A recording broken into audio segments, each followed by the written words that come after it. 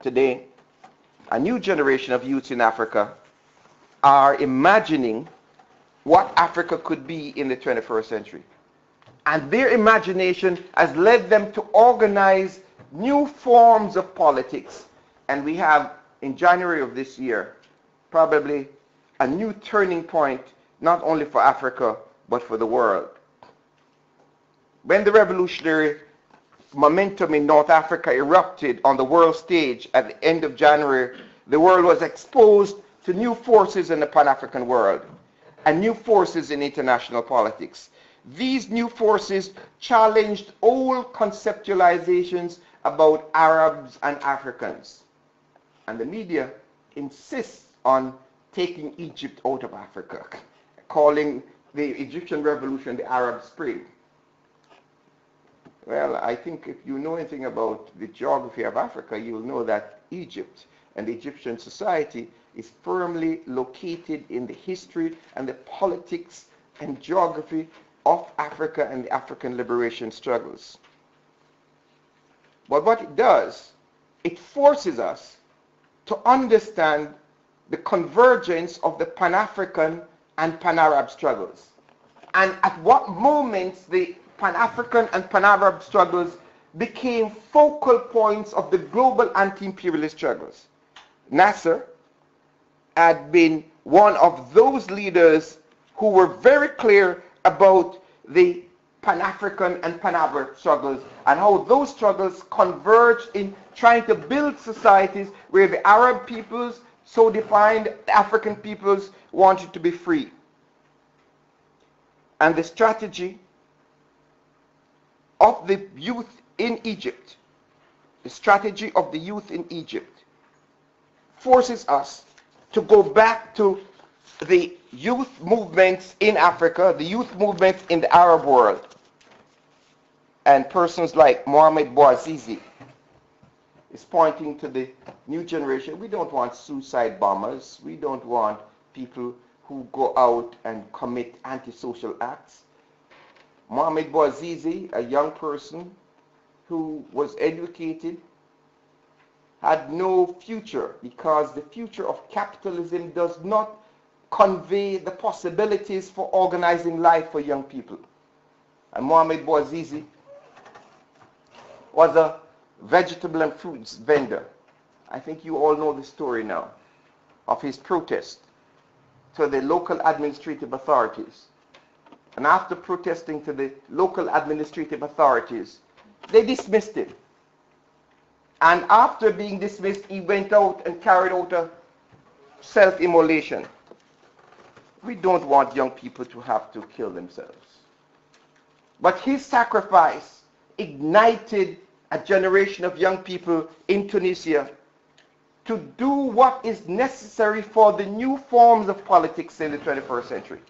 That is, the forms of politics that does not depend on great individuals, great leaders, great political parties, that is based on the self-mobilization and self-organization of a new generation of Africans.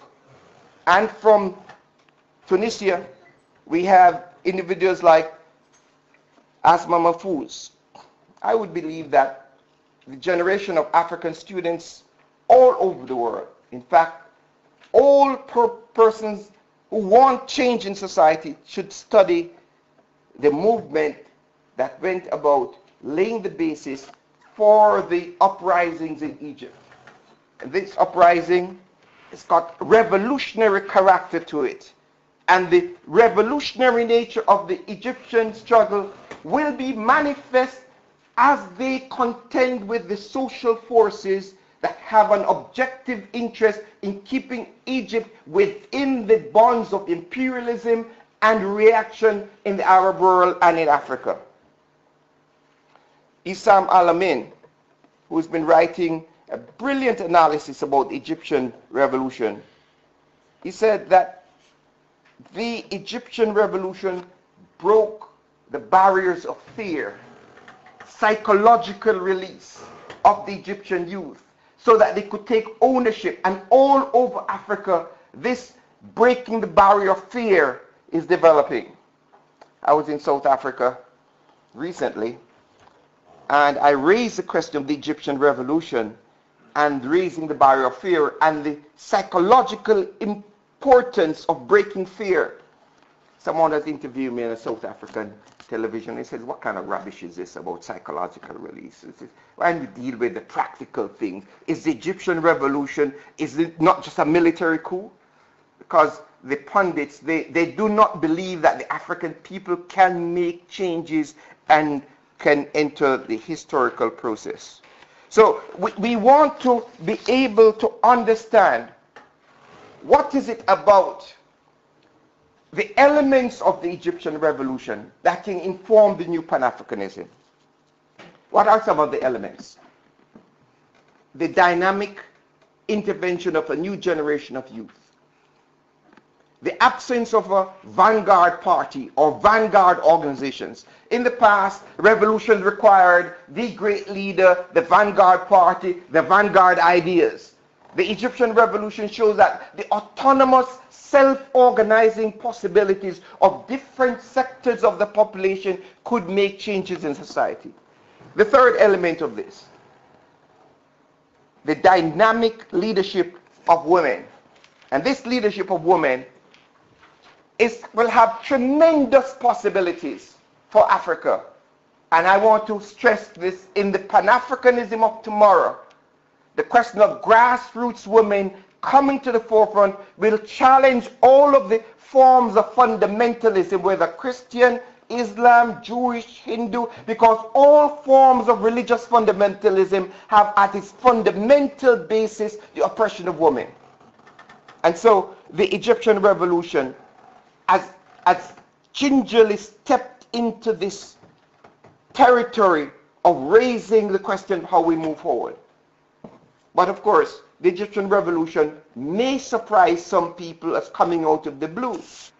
But as Samir Amin says, anyone who has followed the struggles of the Egyptian workers over the past 40 years and Egyptian peasants understand that there are social forces within Egypt that have been fighting for at least 30 years since the time of Nasser, so that the Egyptian society could become independent.